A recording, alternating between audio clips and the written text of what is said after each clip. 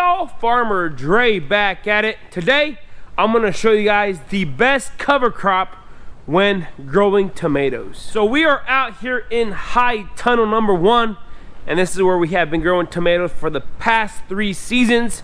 We are heading in our 4th season. Tomatoes already started in the room there. Growing tomatoes, they are a summer crop, and for us here in the high tunnel, that's all we grow during the summers is tomatoes. But during the winter, to help out with soil biology and the soil health, you have to plant something in the ground so that the soil can keep on progressing and all those micronutrients and everything in the soil to go ahead and keep on building. Cover crop is a crop that you plant in the ground that you do not harvest. You treat it more like a green manure, or you just come through here and just kill it off and plant directly in the soil. And there's many benefits to cover crops, and to everything there's pros and cons. The only downside to a cover crop is you're not making any type of revenue off the soil here. But for us, as you guys know, we only grow tomatoes in here, so that's our main source of income out of these high tunnels. And for me to help out the soil biology and to keep on growing the soil to a higher level, we got to be able to plant something so that the soil doesn't stay bare all winter long. If the soil does stay bare all winter long, then you run into other disease issues down the road. And since we use a lot of synthetic fertilizers in our soils because we have to feed the tomatoes every single week, so we go ahead and get those high yields that we want and expect out of our tomatoes, we don't want the soil to become saltinized, meaning where it becomes hydrophobic and it doesn't absorb water anymore. So for me, I planted this cover crop in here, and these are tillage radishes or Daikon radishes. And if you guys are familiar with Daikon radishes have a really long taproot where it penetrates down through the soil, and it helps break down that soil hard pan and help bring up more nutrients up to the surface of the ground. Whenever I did plant these, it was about the middle of October. We went ahead and pulled out all the tomatoes out of the high tunnel from 2020 season, and in years past I left it empty all winter long, and the soil became really clumsy, like crummy, and it was breaking down, and I had a really hard time planting through it in the spring. So the guys from Lincoln University were out here, and we were talking. We did some other research trials in the orchard this past season, and they gave me a bunch of cover crop seed. I was like, you know what, I'm just gonna go ahead and plant some in the high tunnel, see how it turns out. And so far they have been growing like crazy. And the cool thing about a cover crop is there is no input cost other than the seeds.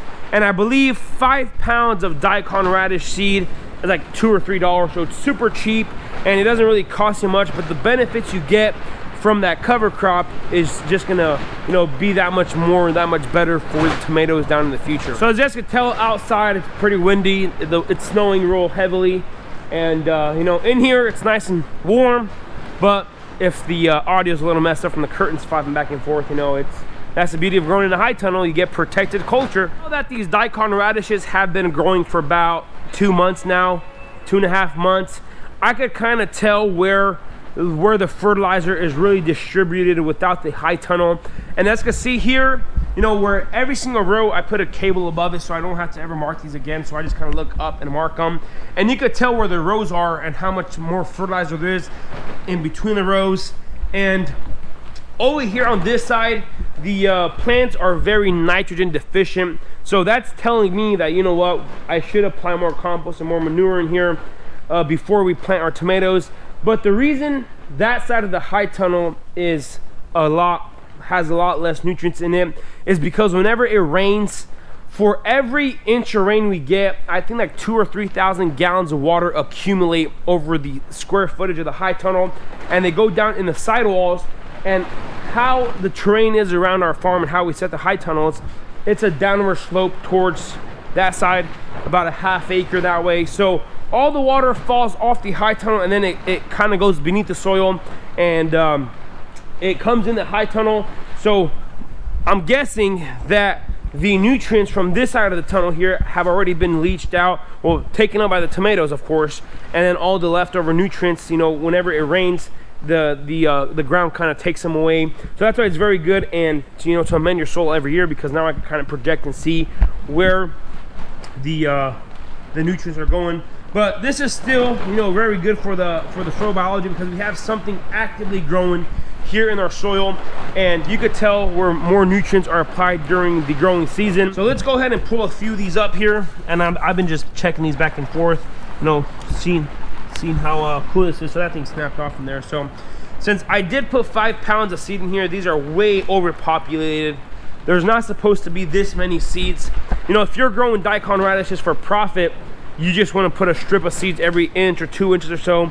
But I just kind of broadcast these seeds in here, so they are way overpopulated.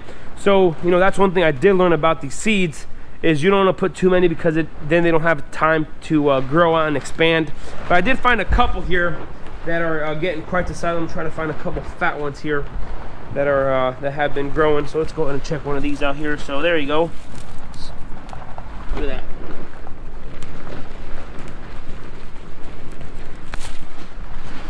So that's the benefit of the daikon radish right there.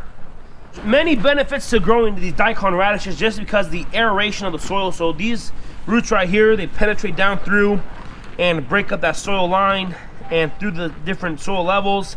And it also aerates the soil, so it opens up that lower soil profile and allows more nutrients and the roots to penetrate down through there. But, you know, like I mentioned, it's too overpopulated, so there's gonna be very few that actually get this big. You know, generally they get a lot fatter, thicker than this, but you know, these are still they're still growing, they're still really nice. And I can go ahead and wash this off here and show you guys, you know, how this is. There we go, a nice clean daikon radish. And yes, these are edibles, but I mean, they have a little bit of spice to them, so you know, if you like these kind of stuff, you could pick them and sell them. But for us, like I said earlier, the reason we are growing this is not to harvest them. They are a cover crop. So the plan is, whenever it's time to plant tomatoes, a couple weeks beforehand, what I'm gonna do, I'm just gonna get our rotor tiller and till this under and just treat it like a green manure. Just make sure it tills in under nicely, and then it's gonna slowly decompose underneath the ground, you know, over time as we plant the tomatoes through it. And as you guys can see there, that black landscaping fabric, so that's our main source of weed suppression here in the high tunnel. So what we do is we till the ground, incorporate it, put all kinds of compost and manure in here, of course the soil test, and then unroll that landscaping fabric, and then we just go ahead and let these daikon radishes sit and compost. And of course, it's going to get really stinking here over time, especially when it gets hot during the summer. The composting process of these will be very beneficial to the soil. So this is how the radishes are looking. Many other different types of cover crops. There are a bunch of grasses, a bunch of legumes. But like I said, for growing tomatoes, my goal is to penetrate that lower soil profile. So these daikon radishes are doing that. So, you know, slowly, if you know, for another month of growth here, these will get a lot fatter, a lot taller, and a lot deeper in the soil.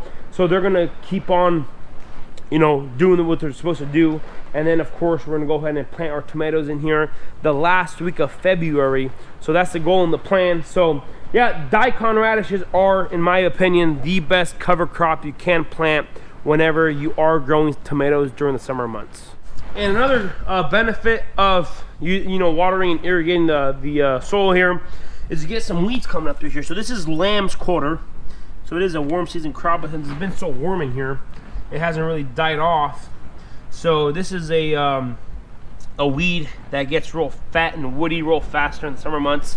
And if you're not careful, lamb's quarter will grow 8 to 9 foot tall, especially here in the high tunnel, and produce 1 million seeds. So if I could get, you know, all the seeds that are produced last season, you know, to germinate, and then I'll go ahead and kill them all off, then it's better for the for weed suppression as well. So I'm really surprised that these have been surviving, but we haven't had that cold of temperatures yet. You know, generally here in Southwest Missouri, you know, we don't get super cold.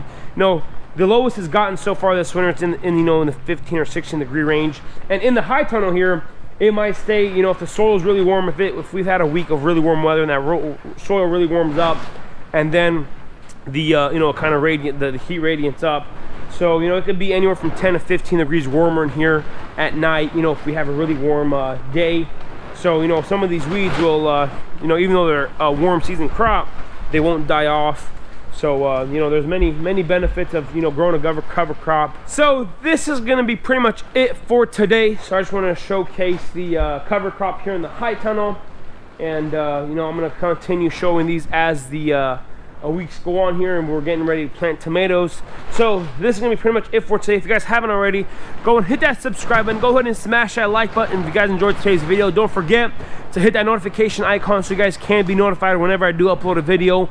I want to say thanks for watching up to this point. You guys have a good day, and we will see you next time.